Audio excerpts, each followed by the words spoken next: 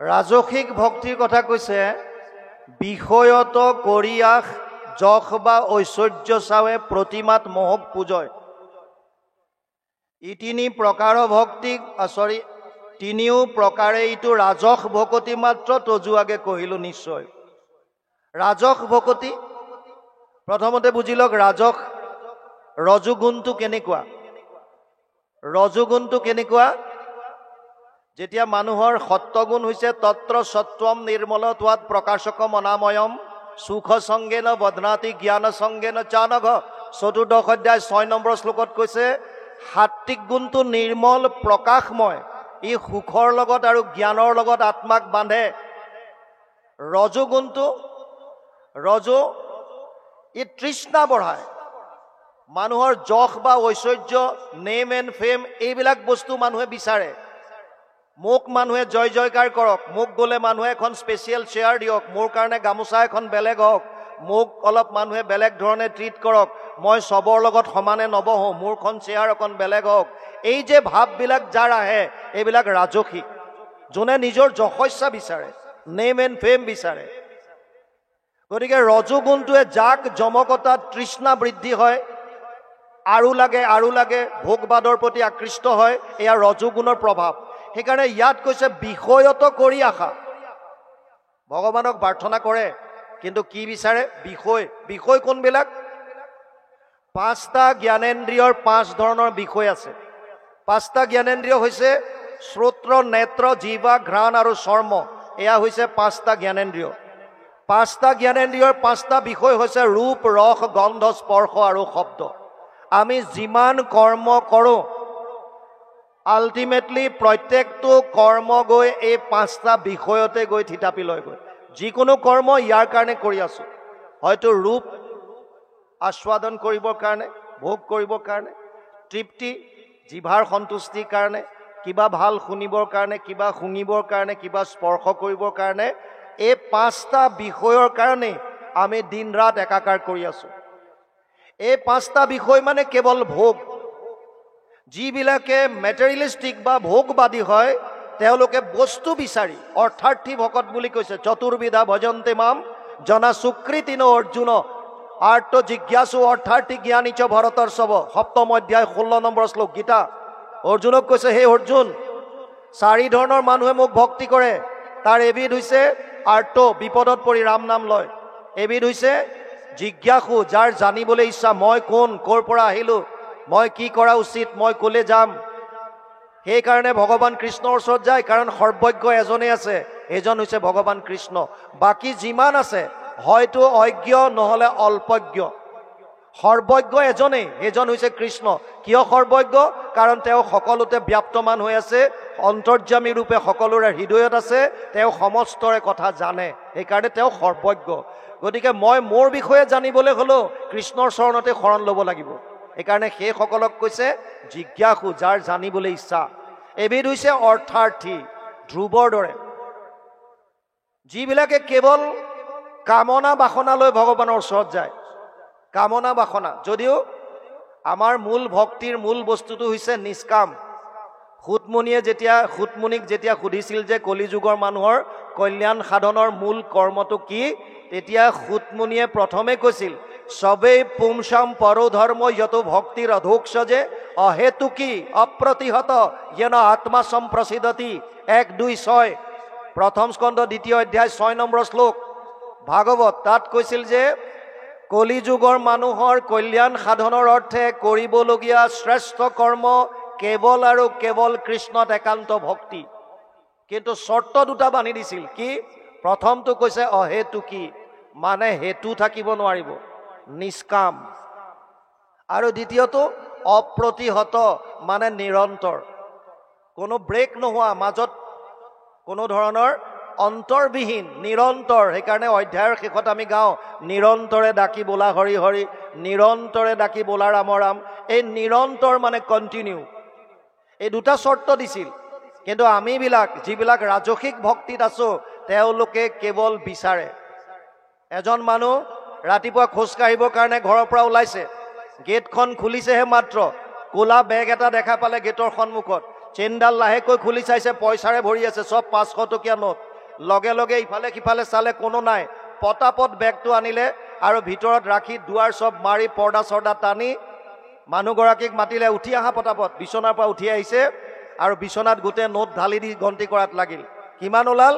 99,500, 99,500। এতিয়া মানুহটোৰ মনত সন্তুষ্টি নাই। ওপৰলৈ চাই কৈছে, প্ৰভু আৰু টকা 500 দিয়া হ'লে পুৰা 1 লাখ হৈ যায়, আৰু 500 টকা মাত্ৰ। আমাৰ মন তেনেকুৱা, আপোনালোক হয়তো তেনেকুৱা নহয়, আমিও সেইবিধৰে। আৰু লাগে, আৰু লাগে। তৃষ্ণা বিষয়ত কৰিয়া কেৱল আৰু লাগে, আৰু লাগে। বিষয়বিলাক ৰূপ ৰস গন্ধ স্পৰ্শ তাতে সুখ আছে বুলি ভাবি সেইবিলাক বস্তু পাবৰ কাৰণে যিসকলে ভগৱান কৃষ্ণৰ ওচৰত আহিছে, যিসকলে কৃষ্ণ ভক্তি কৰিছে কেৱল আৰু কেৱল এইটোৰ কাৰণে, সেইবিলাকক কৈছে এই ৰাজসিক ভক্তি। বিষয়ত কৰিয়া কি বিচাৰিছে? যশ বা ঐশ্বৰ্য চাৱে। মই কৈছিলো আপোনালোকক, যশ বিচাৰে। মোক মানুহে ভকত বুলি কওক, মোক মানুহে জ্ঞানী বুলি কওক, মোক মানুহে অমুকটো কওক, সেইকাৰণেহে মই কৰিছোঁ, কিন্তু ভিতৰত মোৰ একোটো নাই। যদি তেনেকৈ ভক্তি কৰিছোঁ, এয়া ৰাজসিক ভক্তি। মানুহে কওক মোক, মানুহে ভাল বুলি ক'বৰ কাৰণে মই কৰিছোঁ। আচলতে মই নিজৰ ফালৰ পৰা কৰা নাই। কিয় কৰিছোঁ? মানুহে ভাল বুলি কওক।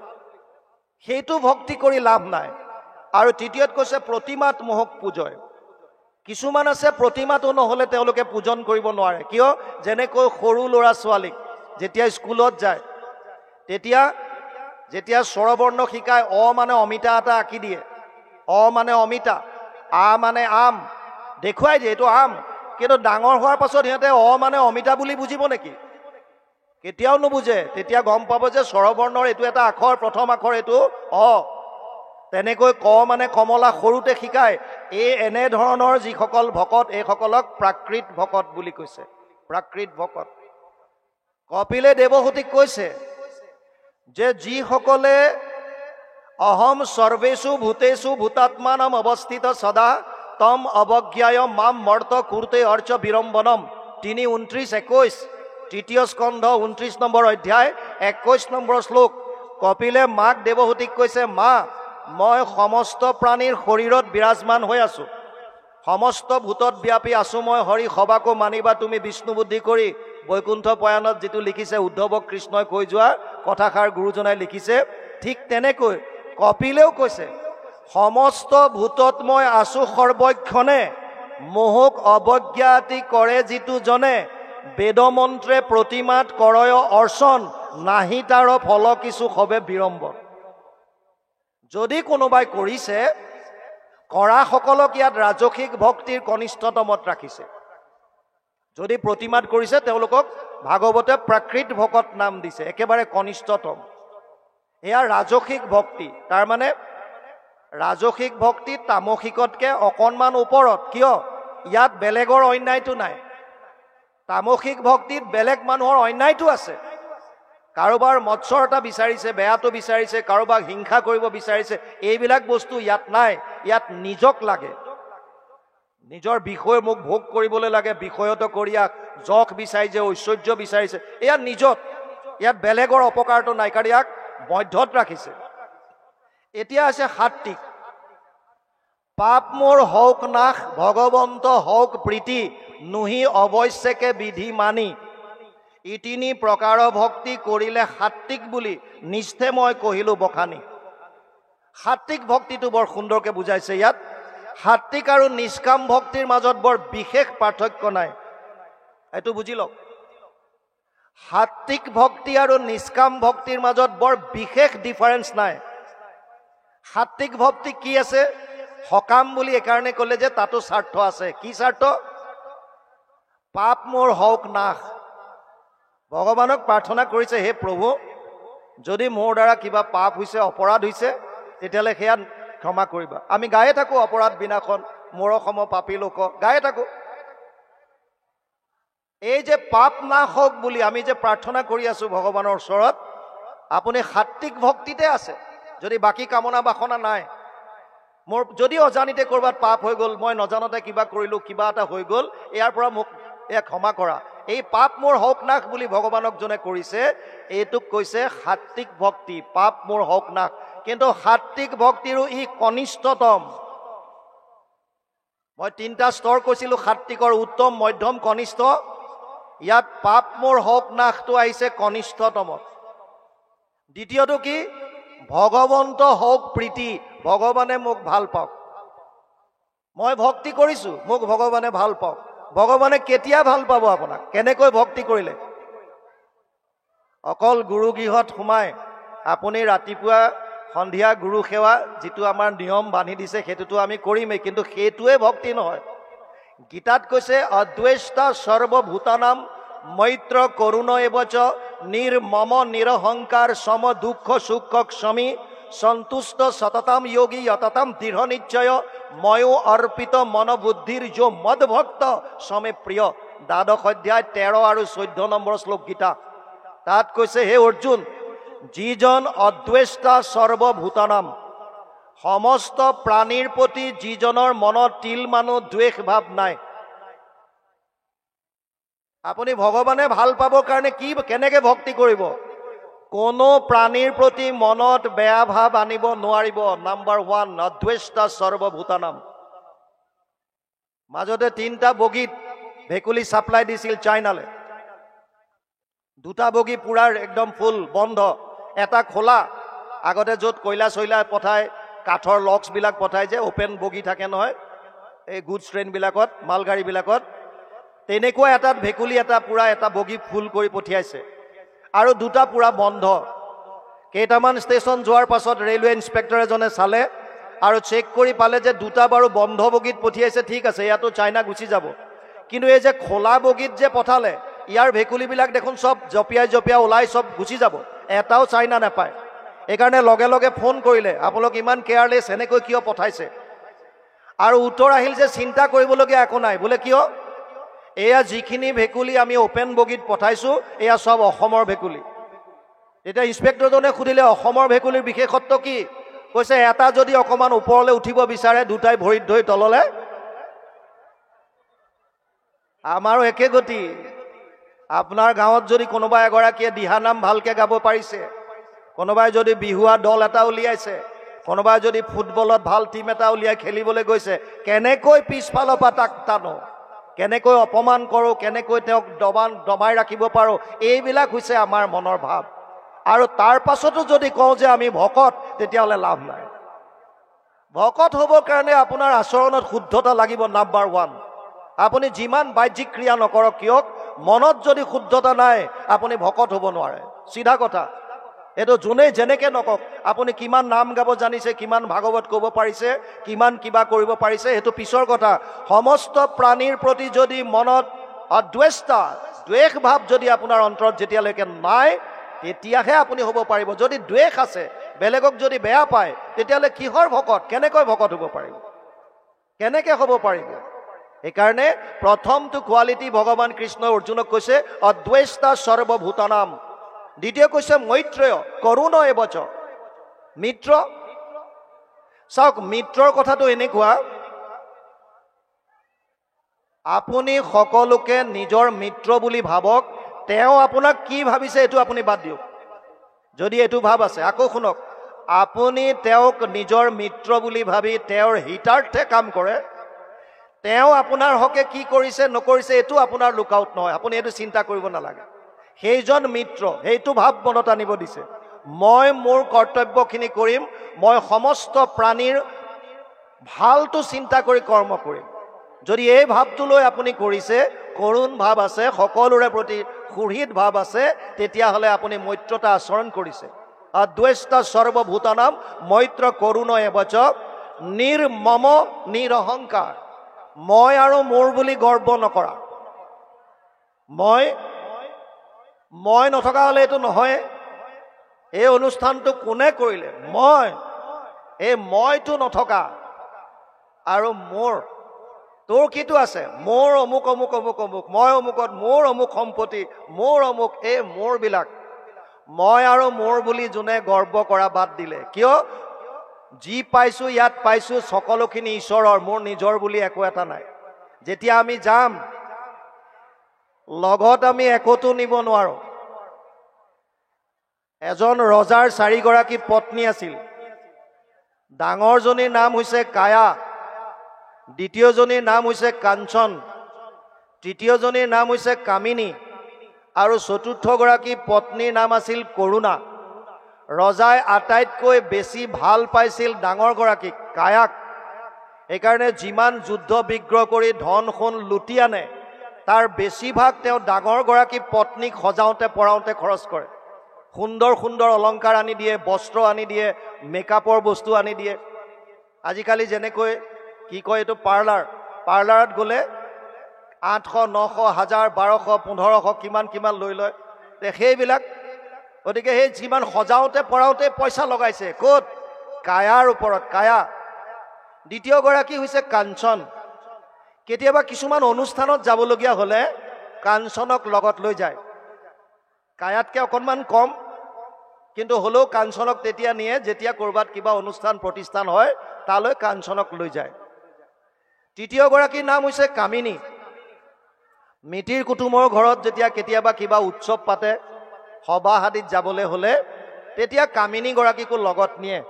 কিন্তু অতি দুৰ্ভাগ্যৰ কথা, যিগৰাকী চতুৰ্থ পত্নী কৰুণা, ৰজাই এদিনো কৰুণালৈ চকু তুলি নাচায়, মাত এষাৰো দিয়াৰ সময় নাই। কৰুণাক দেখিবই নোৱাৰে, কৰুণাৰ ফালে চাবলৈ সময় নাই। আটাইতকৈ প্ৰেম কায়া, তাৰ পাছত কাঞ্চন, তাৰ পাছত কামিনী আৰু কৰুণাৰ প্ৰতি সময় নাই। দিন বাগৰিল আৰু সময় আহিল, এদিন মৃত্যুৰ সময় আহি গ'ল। কাৰণ মৃত্যু সকলোৰে আহিবই। জাতস্য হি ধ্ৰুৱ মৃত্যু ধ্ৰুৱ জন্ম মৃতস্য চ তস্মাৎ অপৰিহাৰ্য অৰ্থে নাত্বম সূচিতুম অৰ্হসি। গীতা 2য় অধ্যায় 27 নম্বৰ শ্লোক। অৰ্জুনক কৈছে, হে অৰ্জুন, জন্ম ল'লে মৃত্যু আছে, ইয়াৰ পৰা হাত কোনো সাৰিব নোৱাৰে, সেইকাৰণে শোক কৰি লাভ নাই। কিন্তু ৰজাজন যেতিয়া মৃত্যু আহিল তেতিয়া তেওঁ গম পাইছে যে মই আৰু বেছি সময় জীয়াই নাথাকোঁ। যিবিলাকৰ নৰ্মেল মৃত্যু হয়, প্ৰাকৃতিক মৃত্যু যেতিয়া যাক কয়, যদি কোনোবা অকস্মাত দুৰ্ঘটনা নহয় তেতিয়া তেওঁলোকে কিবা এটা অনুমান কৰে যে মই আৰু বেছি সময় জীয়াই নাথাকোঁ। সেইকাৰণে নিজৰ ল'ৰা ছোৱালীক মাতে, পত্নীক মাতে, ক'বলগীয়া কথা বতৰা কয়। কিন্তু আটাইতকৈ ডাঙৰ ঘটনা, মৃত্যুৰ সময়ত বোলে 1000 বিচ্ছুৱে দংশন কৰিলে যিমান বিষ হয় সিমান বিষ এজন মানুহে অনুভৱ কৰে। সেইকাৰণে মৃত্যুৰ প্ৰাক মুহূৰ্তত প্ৰায়বিলাক মানুহ চেঞ্চলেছ হৈ যায়, ক'ব নোৱাৰা হয়, অচেতন হৈ থাকে। কিয়? এই বিষটোৰ কাৰণে। অতি মাৰাত্মক বিষ হয়। এতিয়া ৰজাই গম পাইছে যে মই আৰু বেছি সময় জীয়াই নাথাকোঁ। তেওঁ ভয় কৰিছে, ভাবিলে মোৰ জীয়াই থকা অৱস্থাত যিহেতুকে মই কায়াক ইমানকৈ টকা পইচাৰে দি অলংকাৰ কাপোৰ কানিয়ে সজাই আছিলোঁ, গতিকে কায়া নিশ্চয় মোৰ লগত মৃত্যুৰ সময়ত যাব। সেইকাৰণে কায়াক মাতিলে আৰু কায়াক ক'লে যে, কায়া, মই গম পাইছোঁ যে মই বেছি সময় জীয়াই নাথাকোঁ আৰু মোৰ অকলে যাবলৈ ভয় লাগিছে। তুমি মোৰ ওচৰত থাকা, মোৰ লগত তুমি যাব লাগিব। কায়াই কৈছে, ধাত, মই কিয় যাম? তোমাৰ মৃত্যু আহিছে, তুমি যোৱা, মই তোমাৰ লগত যাব নোৱাৰোঁ। ৰজাই বৰ দুখ পালে। তুমি তেনেকৈহে ক'লানে? গোটেই জীৱনটো তোমাৰ কাৰণে মই কষ্ট কৰিলোঁ, অন্যায়ভাৱে হওক, অনীতিভাৱে হওক, যুদ্ধ কৰি হওক, যেনেকৈ হওক, টকা পইচা আনি তোমাক মই সজালোঁ, পৰালোঁ, তোমাক খোৱালোঁ। আজি মোক যেতিয়া তোমাৰ প্ৰয়োজন হৈছে তুমি ডাইৰেক্ট না ক'লা। ভাবিলে কাঞ্চন যাব নেকি, কাঞ্চনক মাতিলে। হেৰা কাঞ্চন, শুনিছা বাইদেউৰ কথা, ইমানকৈ তোমালোকতকৈ বেছি মৰম কৰিছিলোঁ আৰু আজি মোক একে আশাৰে কৈ দিলে যে মই তোমাৰ লগত নাযাওঁ। কাঞ্চন, তুমিতো মোৰ লগত যাবা। কাঞ্চনে ক'লে, মহাৰাজ, মইতো নাযাওঁৱেই, মই আপোনাৰ মৃত্যুলৈ মাত্ৰ বাট চাই আছোঁ। আপোনাৰ মৃত্যু হোৱাৰ লগে লগে মই বেলেগলৈ পলাই গুচি যাম। মই কেৱল আপোনাৰ মৃত্যুলৈ বাট চাই আছোঁ। যিদিনাই মৃত্যু হ'ব, যেতিয়াই মৃত্যু হ'ব, মই আপোনাক তৎক্ষণাত বাদ দি বেলেগলৈ পলাই যাম। ৰজাই আৰু দুখ পালে। ৰজাই তৃতীয়গৰাকী পত্নীক মাতিলে, কামিনী। কামিনী আহিল। কামিনীক ক'লে, শুনিছানে, তুমি মোৰ লগত যাবা? দুজনী বাইদেউৰাইতো মানা কৰি দিলে। কামিনীয়ে ক'লে, হয় মহাৰাজ, মই আপোনাৰ লগত যাম, কিন্তু শ্মশানলৈকে। মানে আপোনাক ইফালে চিতাত উঠাব, ময়ো ঘৰলৈ গুচি আহিম। বোলে এইটো কি যোৱা হ'ল? কৈছে, তাতকৈ বিশেষ মই কৰিব নোৱাৰিম। এতিয়া চতুৰ্থগৰাকীক কেনেকৈ সোধে?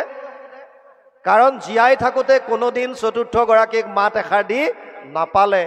চতুৰ্থগৰাকী পত্নী কৰুণা নিজে নিজে আগবাঢ়ি আহিছে আৰু আহি পেলাই মহাৰাজক ক'লে, স্বামী, হে মহাৰাজ, মোক এবাৰ সুধি চোৱা, কিজানি মই তোমাৰ লগত যাবলৈ সাজু হওঁ বা।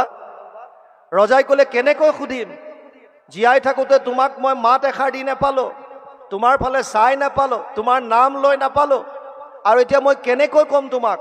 কৰুণাই ক'লে ক'ব নালাগে, কিন্তু তুমি মোক মৰম কৰা নকৰা পিছৰ কথা, মই কিন্তু তোমাক লগ এৰা নিদিওঁ, মই তোমাৰ লগত যাম। কোন এই কায়া, কোন এই কাঞ্চন, কোন এই কামিনী, কোন এই কৰুণা? কায়া হৈছে আমাৰ শৰীৰটো। আমি এই শৰীৰটোক সজাবৰ পৰাবৰ কাৰণেই আশা পাশা সতেৰ বদ্ধ কামক্ৰোধ পৰায়ণ ইহন্তে কাম ভোগাৰ্থম অন্যায়ন অৰ্থ সঞ্চয়ন। ষষ্ঠাদশ অধ্যায় 12 নম্বৰ শ্লোক গীতা। অৰ্জুনক কৈছে, হে অৰ্জুন, আশাৰ পাশত বন্দী হৈ মানুহে দুৰ্নীতিৰ দ্বাৰা টকা সংগ্ৰহ কৰে। কিহৰ কাৰণে? এই শৰীৰটোক আৰাম দিবৰ কাৰণে। কিন্তু মৃত্যুৰ সময়ত এই শৰীৰ ইয়াতে পৰি থাকিব, বিষ্ঠা পলু চাই ইয়াৰ শেষ অৱস্থা 3টা। গতিকে কায়া হৈছে আমাৰ শৰীৰটো। কাঞ্চন, কাঞ্চনৰ অৰ্থ হৈছে সোণ। আগতে ধন টকা পইচা সুবৰ্ণৰ আছিল। কাঞ্চন শব্দটোক ধন টকা পইচা সম্পত্তিৰ লগত তুলনা কৰিছে। আমাৰ নামত, আপোনালোকৰ নামত যিমান ধন টকা পইচা বেংক বেলেঞ্চ সম্পত্তি আছে, আপোনাৰ মৃত্যুৰ লগে লগেই সেইটো আপোনাৰ নমিনীলে উত্তৰাধিকাৰীলে ট্ৰেন্সফাৰ হৈ যাব। তাৰমানে আপোনাৰ নামত একো নাথাকে। এইটো হৈছে বেলেগ হ'লে পলাই যোৱা, মৰিবলৈ বাট চাই থকা। কাৰণ আপুনি যোৱাৰ লগে লগে আপোনাৰ নামত থকা ধন টকা পইচা সম্পত্তি হয়তো আপোনাৰ পত্নী, আপোনাৰ স্বামী, আপোনাৰ সন্তান তেওঁলোকলৈ ট্ৰেন্সফাৰ হৈ গুচি যাব। এইকাৰণে কাঞ্চনে কৈছে, মই কেৱল আপোনাৰ মৃত্যুলৈ চাই আছোঁ, মৃত্যু হোৱাৰ লগে লগে বেলেগলৈ পলাই গুচি যাম। তৃতীয় হৈছে কামিনী। কামিনী হৈছে মিতিৰ কুটুম। আমাৰ গাঁৱৰ মানুহ, মিতিৰ কুটুম গাঁৱৰ মানুহবিলাকে এজনৰ মৃত্যু হ'লে শ্মশানলৈকে যায় আৰু খুচি কাটি ডেড বডিটো তেওঁলোকে জ্বলাই দাহন কৰে, আলোচনা কৰে। বেচেৰাটো বৰ ভাল আছিল, বিপদে আপদে সহায় কৰিছিল, বৰ দুখ লাগিছে ই যোৱাৰ কাৰণে, বিৰাট কষ্ট পাইছোঁ। কিন্তু ঘৰলৈ আহি পত্নীক ক'ব, হেৰা শুনিছা, ৰাতিপুৱাৰ পৰা চাহ একাপ খাবলৈ পোৱা নাই, অকণমান ভালকৈ চাহ একাপ বনাই দিয়া। সেইটো শেষ, তাতে দুখ, তাতে শেষ। এয়া হৈছে কামিনী। আৰু কৰুণা, যাক আমাৰ জীৱন্ত অৱস্থাত চাবৰ কাৰণে সময় নাই, মাত এষাৰ দিবলৈ সময় নাই। এই কৰুণা হৈছে ভগৱান পৰমাত্মা, যি আত্মাৰ লগত যায়। আপুনি যলৈকে যাওক, আপুনি যিয়েই শৰীৰ ধাৰণ কৰক, আপোনাৰ লগে লগে ফুৰিব এজনেই। দ্বা সুপৰ্ণা সয়োজা সখায়া সমানম বৃক্ষম পৰিচজৱাজতে তয়োৰণ্যম পিপলাদ স্বাদস্তি স্নানম অন্য অভিষাক্ষিতি। শ্বেত চতুৰ উপনিষদ 4ৰ্থ অধ্যায় 6 নম্বৰ শ্লোক। তাত কৈছে, এক বৃক্ষে দুই পক্ষী ৰূপে দুইকো সম দেখি দুইৰো দুই সখা নিৰন্তৰ। এক বৃক্ষে ফল খায় তবুনিতে শুকাই যায়, নাখায় যিটো সুতু গুণে বৰ। সেহি তুমি পৰমাত্মা সংসাৰ বৃক্ষত আছা, কৰ্মফল নকৰা ভোজন। জীৱাত্মাও আছে তাতে, মায়া অহংকাৰ মতে কৰ্মফল ভুঞ্জে সৰ্বক্ষণ। গতিকে যাব আমাৰ লগত কেৱল আৰু কেৱল পৰমাত্মা ভগৱান। যিজন ভগৱানে আপোনাক কোনোদিন নেৰে, সেইজন ভগৱানক দিবলৈ আপোনাৰ মোৰ হাতত সময় নাই। মই বৰ ব্যস্ত আছোঁ, মোৰ সময় নাই, সময় নাই। কিয়? ভগৱানক দিবলৈ সময় নাই। কিন্তু সেইজনেহে আপোনাৰ লগত যাব, সেইজনেহে যাব। সেইকাৰণে ভগৱানৰ প্ৰীতি সাধনৰ কাৰণে গীতাত কৈছে, অদ্বেষ্টা সৰ্বভূতানাম মৈত্ৰ কৰুণায় বচ নিৰ্মম নিৰহংকাৰ। এইবিলাকক অহংকাৰ কৰি লাভ নাই, সময়ত আপোনাক কোনেও লগ নিদিয়ে। সম দুঃখ সুখ ক্ষমী, যিজন মানুহে সুখ আৰু দুখত সম হৈ থাকে। সুখ আহিলেও কোনো কথা নাই, ঈশ্বৰে দিছে একো নাই। দুখ আহিলেও কোনো কথা নাই, ঈশ্বৰে দিছে একো নাই। যদি সেইটো মনোবৃত্তি ল'ব পাৰোঁ, তেতিয়াহ'লে সেইজন ভগৱানৰ প্ৰিয় হয় বুলি কৈছে। আৰু কোনজন? ক্ষমাবান, যোনে ক্ষমা কৰি দিছে। আপুনি যদি কাৰোবাৰ ওচৰত ভুল কৰিছে, নিজে গৈ পেলাই ক্ষমা খোজক। যদি কাৰোবাক ক্ষমা কৰিবলগীয়া আছে, তেতিয়াহ'লে ক্ষমা কৰি দিয়ক। মনত কাৰো প্ৰতি দ্বেষ ভাগ পুহি নাৰাখিব। আৰু কোনজনক ভগৱানে ভাল পায়? সন্তুষ্ট সততাম যোগী যততাম তীৰ নিশ্চয়। যিজনে যিটো পোৱা তাতে হৈ বা সন্তোষিত মন, এতেক প্ৰকাৰে তুষ্ট হন্ত নাৰায়ণ। যিটো পাইছে তাতে সন্তুষ্ট থাকে, যিটো পায় তাতে সন্তুষ্ট থকাটো, সেইজনক ভগৱানে ভাল পায়। গতিকে ইয়াত কৈছে, পাপ মোৰ হওক নাশ, সাত্বিক ভক্তিৰ কনিষ্ঠ, ভগৱন্ত হওক প্ৰীতি মধ্যত আৰু সাত্বিক ভক্তিৰ উত্তমটো কোন? নুহি অৱশ্যকে বিধি মানি। বিধি মানে কৰিবলগীয়াটো, ডু আৰু ডোন্টছ যিটো কয়। শাস্ত্ৰত দুটা বস্তুৱে পাব, যি শাস্ত্ৰই পঢ়ক আপুনি তাত দুটা বস্তু পাব, এটা হৈছে বিধি, এটা হৈছে নিষেধ। এইখিনি কৰিব, এইখিনি কৰিব নাপায়, এই দুটাই পাব। আপুনি ডাক্তৰৰ তাত যেনেকৈ গ'ল, ব্লাডটো টেষ্ট কৰিব দিলে, ওলাল চুগাৰ বেছি। এতিয়া চুগাৰ বেছি ওলোৱাৰ কাৰণে ডাক্তৰে আপোনাক এখন প্ৰেছক্ৰিপশ্যনত লিখিলে, আপুনি ইনচুলিন ল'ব লাগিব, আপুনি এইকেইটা মেডিচিন খাব, আপুনি ৰাতিপুৱা গধূলি অকণমান খোজ কাঢ়িব, এয়া চব বিধি। এইখিনি বিধি। কাষত লিখি দিলে আপুনি মিঠাই নাখাব, এই নাখাবটো হৈছে নিষেধ। এতিয়া আপুনি যদি ভাবে যে ডাক্তৰে ডেইলি এটা ইনচুলিন দিছে, মই দুটা ল'ম লাগিলে, কিন্তু মই মিঠাইটো কিন্তু খাম, এইটো মই নেৰোঁ, তেতিয়া লাভ নহ'ব। আপুনি ভক্তি কিমান কৰিব পাৰিছে, জীৱক কিমান প্ৰেম কৰিব পাৰিছে, ইয়াতকৈ ডাঙৰ কথা হৈছে আপুনি কাৰোবাৰ অন্যায় কৰিছে নেকি। যদি আপুনি কাৰোবাৰ উপকাৰ কৰিব পৰা নাই, নালাগে, অপকাৰ নকৰিব। যদি আপুনি পুণ্য অৰ্জন কৰিব পৰা নাই, বাদ দিয়ক, পাপ নকৰাকৈ থাকিবলৈ চাওক। যদি এই কথাকেইটা আমি গম পাই লওঁ, তেতিয়াও আপুনি বহুতখিনি নিজকে ভগৱানৰ কাষলৈ লৈ যাব পাৰিব, ভগৱানে আপোনাক ভাল পাব। এইকাৰণে কৈছে সাত্বিক ভক্তিত পাপ মোৰ হওক নাশ, ভগৱন্ত হওক প্ৰীতি, নুহি অৱশ্যকে বিধি মানি। যিসকলে মোৰ কৰ্তব্য বুলি ভাবি ভগৱানক ভক্তি কৰিছে। মানুহৰ জন্ম ল'লোঁ যেতিয়া, আমাৰ প্ৰধান কৰ্তব্য কি? মানুহৰ জন্ম সফল কৰাৰ প্ৰধান উপায় কি? মহাপুৰুষ মাধৱদেৱে শৰণ বস্তুত কি লিখিছে? হৰিৰ চৰণে শৰণ লৈলোঁ, এ হৰি নাৰায়ণ, মানৱী জনম সফল কৰিলোঁ, এ হৰি নাৰায়ণ। লিখা আছে, আমি সদায় গাই আছোঁ। মানৱী জনম সফল কৰাৰ উপায় দিছে হৰিৰ চৰণে শৰণ লোৱা, ভগৱানক ভাল পোৱা। আৰু গুৰুজনাই বেদস্তুতিত লিখিছে কীৰ্তনত, মনুষ্য শৰীৰ পাই যিটো নৰগণ, নকৰে তোমাৰ যদি শ্ৰৱণ কীৰ্তন, বিফলে জনম গৈলা ভৈলা সৰ্বনাশ, জীৱন্ততে মৰা সিটো ভাথিৰ নিশ্বাস। এই লোহাশালত যিডাল ফোচ ফচাই থাকে উশাহ ল'ব, হাৱাটো দিবৰ কাৰণে, আমাৰ শ্বাস প্ৰশ্বাসো তেনেকুৱা, জীৱন্ততে মৃতকৰ দৰে। যদি আমি ঈশ্বৰৰ নাম লোৱা নাই, যদি আমি ঈশ্বৰক ভাল পাবলৈ শিকা নাই। কিন্তু ডাঙৰ কথা, ঈশ্বৰক ভাল পোৱাটো এই আচৰণখিনি লগত আনিব লাগিব। কিয়? কাৰণ ঈশ্বৰ সমস্ত ভূতত ব্যাপ্তমান হৈ আছে। আপুনি কেৱল গুৰুগৃহত থাপনাত থকাজনে ঈশ্বৰ বুলি ভাবি বাকীবিলাকক যদি সামান্য জ্ঞান কৰে, তুচ্ছ জ্ঞান কৰে, তেতিয়াহ'লে আপোনাৰ আৰু কৰ্মকাণ্ডৰ মাজত কোনো পাৰ্থক্য নাই। আমাৰ ধৰ্মৰ মূল বস্তুটোৱে হৈছে সমস্ত ভূতত ব্যাপী আছো মই হৰি, সবাকো মানিবা তুমি বিষ্ণু বুদ্ধি কৰি। আৰু কপিলেও মাকক সেইটোৱে কৈছে, অহম সৰ্বেষু ভূতেষু ভূতাত্মানম অৱস্থিত সদা, তম অৱজ্ঞায় মাম মৰ্ত কুৰুতে অৰ্চ বিৰম্বনম। মই সমস্ত প্ৰাণীৰ শৰীৰত বিৰাজমান হৈ আছোঁ। মোক বাদ দি যদি কেৱল প্ৰতিমাত যদি কোনোবাই সেৱা কৰি আছে, তেতিয়া এইটো কেৱল বিৰম্বনৰ কথা। এতিয়া এনেকৈ ইয়াত কৈছে, প্ৰতিমা পূজন আৰু ভেদ ভাৱ দৰিখন, তিনিটো সমানাক কয়, উত্তম মধ্যম ক্ৰমে তামসাদি ভক্তি মাজে, তিনি মতে ভেদ হয়। তাৰমানে ভক্তি যোগৰ কথাটো পুনৰ কৈ দিছোঁ। ভক্তি প্ৰথমতে দুবিধ, নিষ্কাম ভক্তি, সকাম ভক্তি। সকাম ভক্তিক প্ৰথমতে তিনিটা ভাগ কৰিছে, সাত্বিক, ৰাজসিক, তামসিক।